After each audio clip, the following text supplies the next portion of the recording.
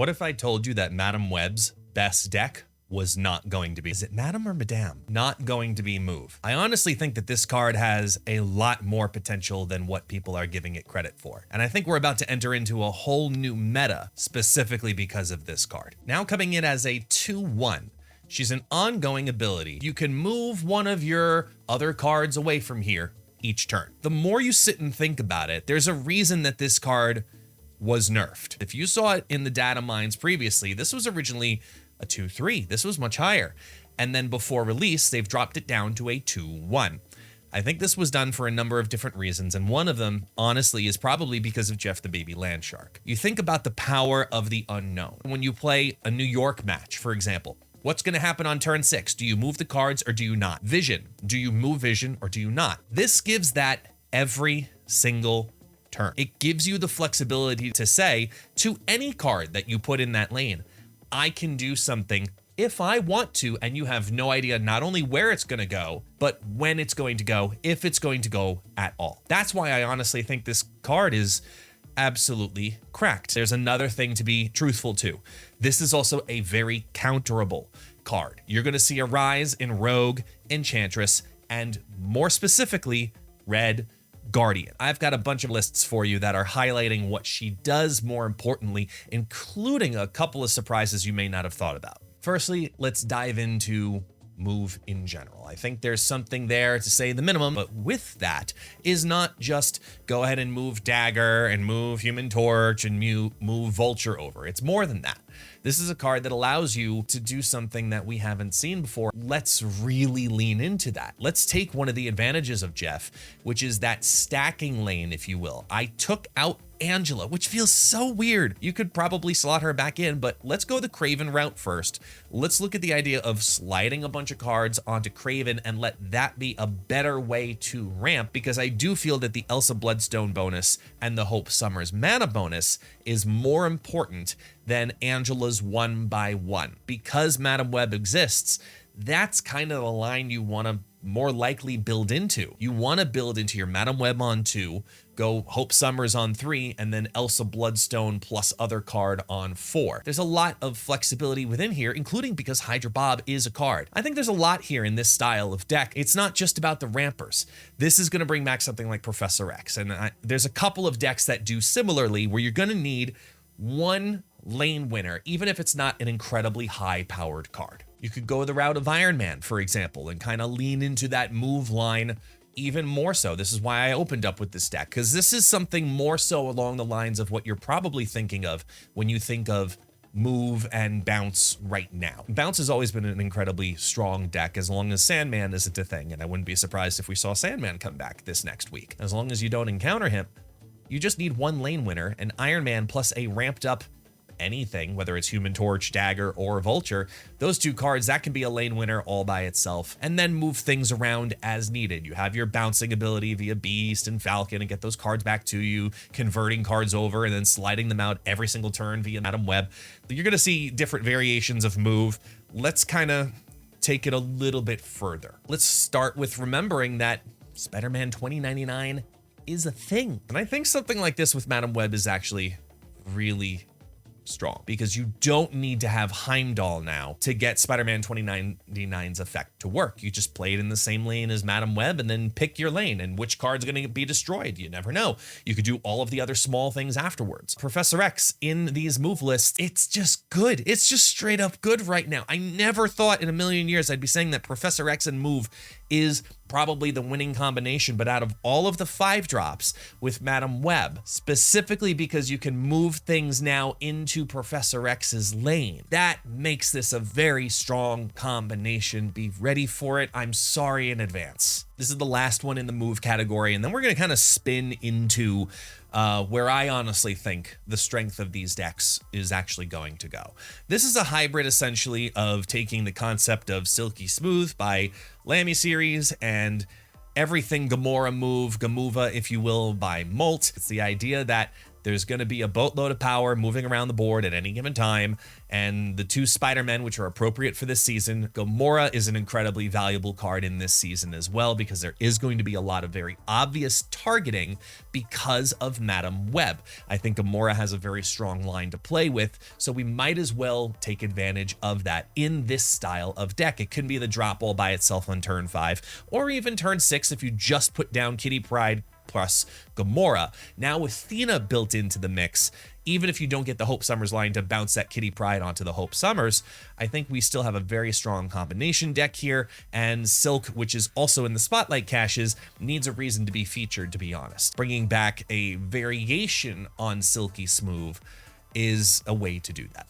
Now it's time to really cook, because this is the style of deck that I honestly fear right now more than any other deck, and I think you should be fearful of it too. Control is back. Control is going to be an incredibly strong archetype due to Madame Web, because she can help you do the things that you've wanted to do, but you've only been able to do at a more expensive cost. It's leaning into that lockdown storm style of deck. You've also then got Ebony Maw.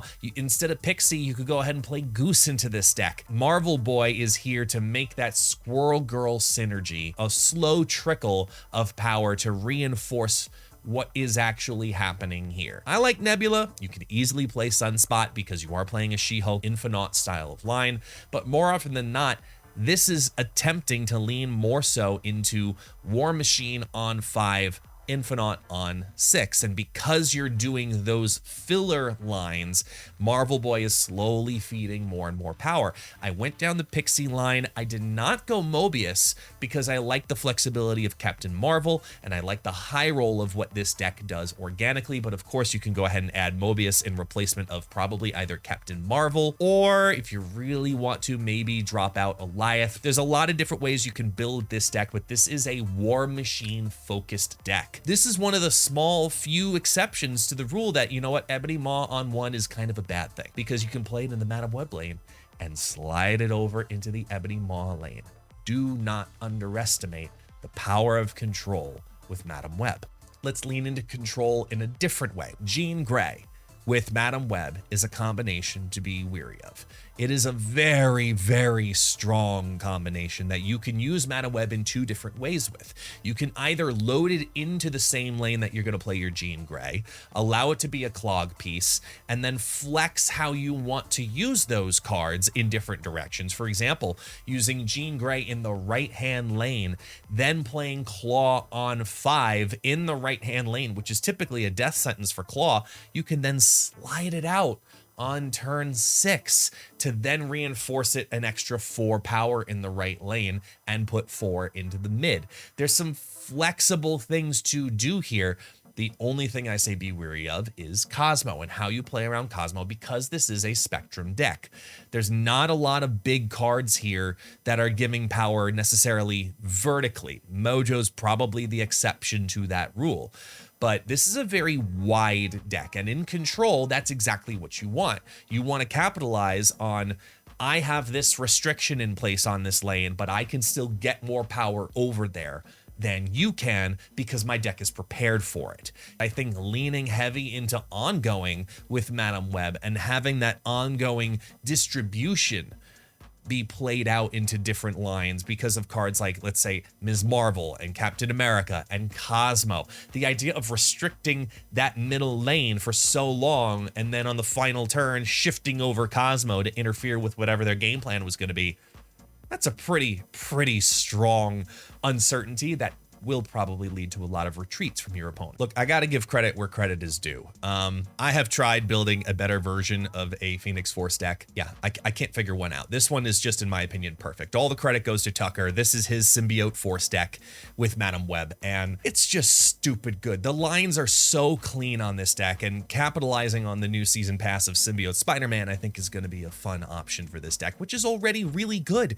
It's already a good deck. What she is doing is creating another piece for that multiple man every single turn to shift away, and make more and more duplicates of that. That justifies her single-handedly. Or if you need to move out that Nimrod, because in that lane you went MADEEM Web and then simultaneously you went Shuri into Nimrod and then shift over the Nimrod, then Artem Zola it because it's the only card now in that lane, no interference from Shuri. This is a deck that screams use that movability piece. The downside to it is that it is very predictable. It's a Phoenix Force deck, but it is also very readable simultaneously. So be careful with this deck. Could lead to some substitutions down the pipeline, but as of right now, I mean, Tuccr nailed this one.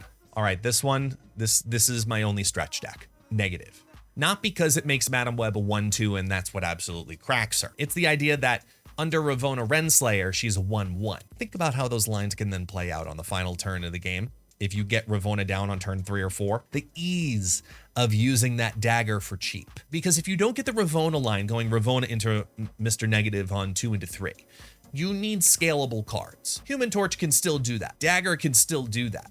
You are looking at an end game to mess with here. You're just supplementing an early game with cards like MADEEM Web and all of the move mechanics. You don't need to bounce it, but the second you get that Ravonna into Mr. Negative, into Jane Foster, of course, this deck is going to shine and thrive with that.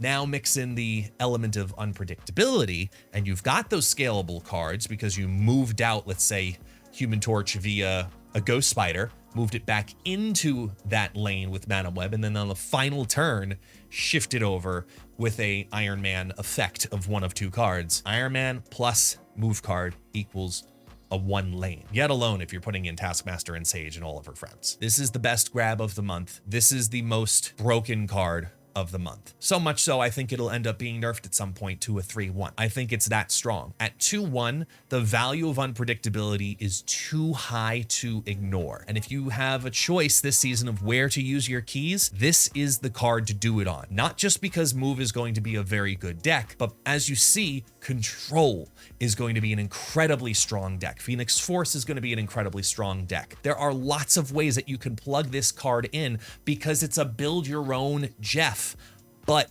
better. This might be the new Jeff the Baby Landshark. Do not miss on this card. You will not regret it. If you made it to this point in the video, the only thing I ask is that you head down to the comments and simply write MADEEM Web. But I want to see who actually got here to this point. Have some fun with it. That's it, y'all. Greatly appreciate the support. I'll see y'all over on Twitch or live here on YouTube or even TikTok. Yeah, I know. I'm doing that. Yeah.